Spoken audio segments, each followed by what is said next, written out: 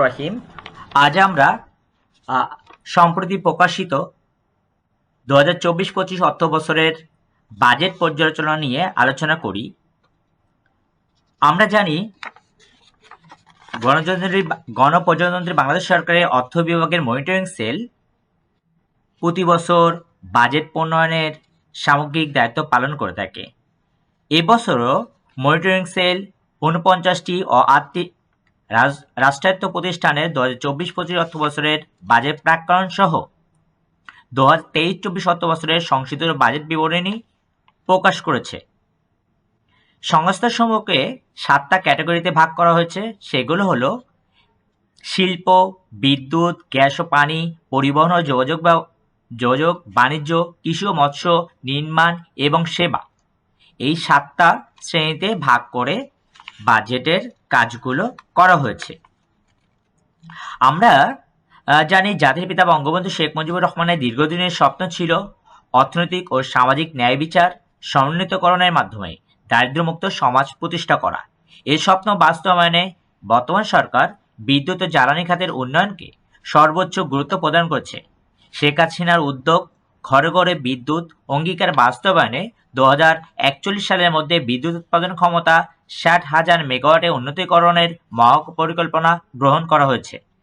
আগামী 2024-25 অর্থ বছরের জন্য 32,216 মেগাওয়াট বিদ্যুৎ উৎপাদনের লক্ষ্যমাত্রা নির্ধারণ করা হয়েছে। দেশের উত্তরাঞ্চলে প্রতিষ্ঠিত আধুনিকতম ও নিরাপদ প্রযুক্তি নির্ভর রূপপুর পারমাণবিক বিদ্যুৎ কেন্দ্রের 2টি ইউনিট থেকে মোট 2400 মেগাওয়াট বিদ্যুৎ উৎপাদন শীঘ্রই শুরু হবে। দেশের জ্বালানি চাহিদা মেটাতে নতুন নতুন গ্যাসকূপ খনন এবং এলএনজি আমদানি সহ জ্বালানি উৎসের বহুমুখীকরণের উপরও গুরুত্ব আরোপ করা হচ্ছে।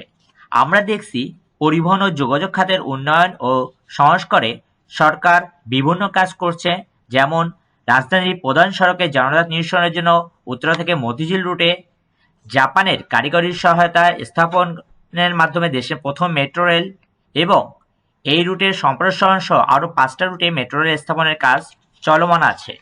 আমরা এখন 2024-25 অর্থ বছরের বাজেটের চিত্রটা দেখি। 2024-25 অর্থ বছরের মোট জিডিপি ধরা হয়েছে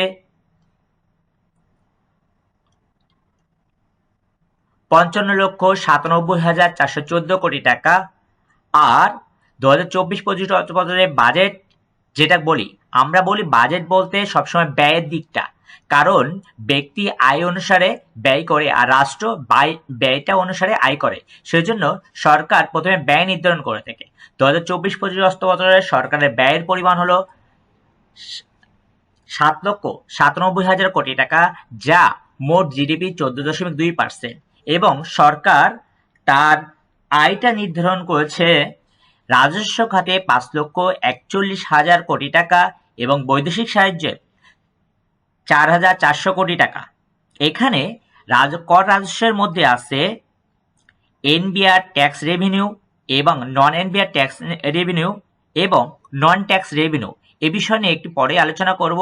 এখন আমরা দেখছি যে ব্যয় হলো 7,97,000 কোটি টাকা এবং আয় হচ্ছে, যদি আমি বৈদেশিক সাহায্য সহ ধরি তাহলে 5,45,400 কোটি টাকা। তাহলে ঘাটতি কত টাকা?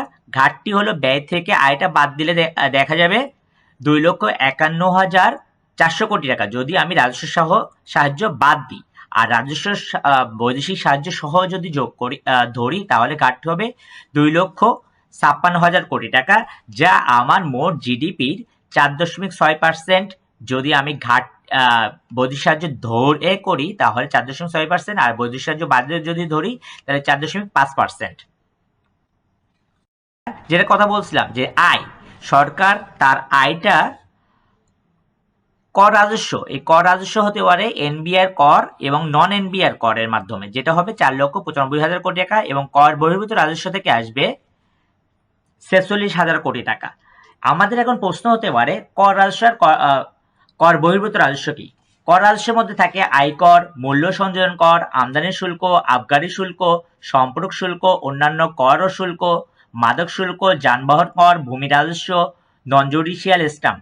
আর কর বহির্ভূত রাজস্বের মধ্যে থাকে আছে লভ্যাংশ ও মুনাফা, সুদ, প্রশাসনিক ফি, জরিমানা, দণ্ড ও বাজেয়াপ্তকরণ, অর্থনৈতিক সেবা, ভাড়া ও ইজারা, টোল ও লেডি, অবাণিজ্যিক বিক্রয়, রেলওয়ে, ডাক বিভাগ। এইগুলোই আমাদের সরকারের আয়ের উৎস। আমরা এখন বার্ষিক উন্নয়ন পরিকল্পনা বা বার্ষিক উন্নয়ন যদি বাজেট দেখি, তাহলে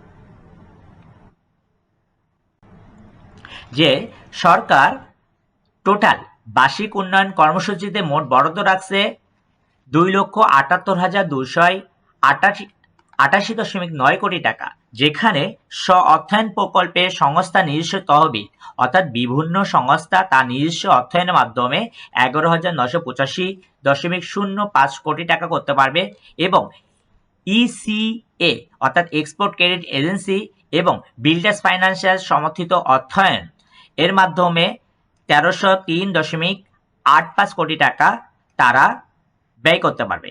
এরপরে এডিপির সরকারি বরাদ্দ, যেটা আমরা সবাই দেখে যে এডিপি অ্যানুয়াল ডেভেলপমেন্ট প্ল্যান, যে বার্ষিক উন্নয়নের জন্য এটা পঞ্চবার্ষিক পরিকল্পনা এবং আমার 2041 পরিকল্পনার সাথে সমন্বয় করে সরকার এডিপি বরাদ্দ করে থাকে। এই এডিপি বরাদ্দ সরাসরি সরকারি এডিপি বরাদ্দ হলো 2,65,000 কোটি টাকা। এডিপি বহির্ভূত কাবিখা কাজের বিনিময়ে খাদ্য কর্মসূচি ও স্থানান্তরে আছে 2,883.51 কোটি টাকা। এডিপি বহির্ভূত প্রকল্প যেগুলো আছে সেগুলো হচ্ছে 7,617.16 কোটি টাকা। স্কিম 5,942.64 কোটি টাকা। অর্থাৎ মোট উন্নয়ন বাজেটে ধরা হয়েছে 2,81,453.31 কোটি টাকা। এখন প্রশ্ন আসতে পারে যে এডিপি বা অ্যানুয়াল ডেভেলপমেন্ট প্ল্যান কিভাবে নির্ধারণ করা হয়। অ্যানুয়াল ডেভেলপমেন্ট প্ল্যানটা সরকার তার 5টা বিভাগে মোট 15টি খাতে এডিপি বরাদ্দ করে থাকে। আমি আবারও বলি, 5টা বিভাগের 15টি খাতে। আর এই বিভাগগুলো কি কি থাকতে পারে? এই বিভাগগুলো থাকে মানব সম্পদ, কৃষি ও গ্রামীণ উন্নয়ন, জ্বালানি ও অবকাঠামো, যোগাযোগ ব্যবস্থার অবকাঠামো এবং অন্যান্য। এটা হলো আমার সরকারের যে এডিপিতে সরকারি বরাদ্দ, সেই সরকারি বরাদ্দ 2,65,000 কোটি টাকা। এই 2,65,000 কোটি টাকা এটা আমার মোট জিডিপির 4.73%। আমরা বারবার বলছি মোট জিডিপি, আমরা কারণ কি আমরা মোট জিডিপি ধরে নিয়েছি। আমি গত লেকচারে বলছি জিডিপিটা কি জিনিস। জিডিপিটা গ্রোস ডোমেস্টিক প্রোডাক্ট, একটা দেশের অভ্যন্তরে অর্থাৎ একটা দেশের ভৌগোলিক সীমারেখার মধ্যে যত প্রকার দ্রব্য সামগ্রী ও সেবাকর্ম উৎপাদিত হয় তার আর্থিক মূল্যটাই এখানে ধরা হয়। এখানে বিদেশি নাগরিক যারা আমাদের দেশে কাজ করে তাদের আয়টা ধরা হয়, কিন্তু আমাদের দেশের নাগরিক যারা বিদেশে অবস্থান করছে তাদের আয়টা বাদ দেওয়া হয়। এখন এই এডিপির যে মানব সম্পদ উন্নয়ন, কৃষি ও গ্রামীণ উন্নয়ন, জ্বালানি অবকাঠামো, যোগাযোগ অবকাঠামো এবং অন্যান্য, এগুলো সরকার তার 1 বছরের উন্নয়নের জন্য ধরে থাকে। যেমন মানব সম্পদের মধ্যে আছে ministry of planning and mass education, health service division, secondary and higher education division এবং অন্যান্য। আবার কৃষি ও গ্রামীণ উন্নয়নের মধ্যে আছে লোকাল গভর্নমেন্ট, তারপরে পানি সম্পদ, তারপরে আছে কৃষি, আছে অন্যান্য। এবং এখানে জ্বালানি অবকাঠামো বলতে বিদ্যুতের কথা বলা হয়েছে, এবং যোগাযোগ ব্যবস্থা অবকাঠামোর মধ্যে আমরা জানি রাস্তাঘাট, রেলওয়ে, ব্রিজ, এগুলোই আছে। আমরা সরকার প্রত্যেক বছর বাজেট আসার পর একটা জিনিসই চিন্তা করা হয় যে আমার আয়করের কোনো কিছু আছে কিনা, কিন্তু এবার মোটা দাগে আয়করের কোনো পরিবর্তন করা হয়নি। অর্থাৎ 2023-24 অর্থ বছরে যা ছিল সেটাই। তবে একটা জিনিসের স্ল্যাব বাড়ছে, যেটা হলে দেখেন আপনারা শেষের কলামের আগেরটা, অর্থাৎ আগে যেটা ছিল যে পরবর্তী 5 লক্ষ টাকার থেকে অবশিষ্ট যেটা আছে 25%, সেখানে 25% জায়গায় 30% করা হয়েছে। এছাড়া আর বাকির ক্ষেত্রে আর কোনো বড় পরিবর্তন করেনি।